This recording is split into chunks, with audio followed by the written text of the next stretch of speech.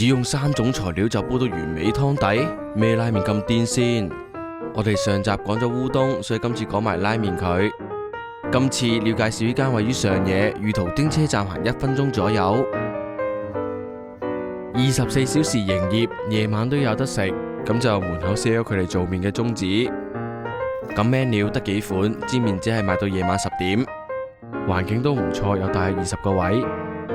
店內有介紹，只係用鴨蔥同水。咁一開始上一啲配菜先。呢個係招牌鴨拉麵，睇到都流晒口水啊！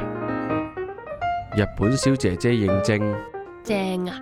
呢個係特上鴨汁煎麵，煎麵個湯會比普通拉麵更濃厚，用最簡單食材，但係濃厚而不膩，真係好正啊！咁就食完個煎麵，記得問佢攞高湯，溝稀佢飲埋佢，唔使講你都知正啊！食完個麵，如果覺得唔夠飽，可以叫埋個親子檔，好滿足。咁就係咁多啦。想繼續睇好西，記得幫我讚好 ，share 埋俾你朋友。試過嘅朋友可以留言話我知你點睇。拉麵溝我到呢件，下次再見。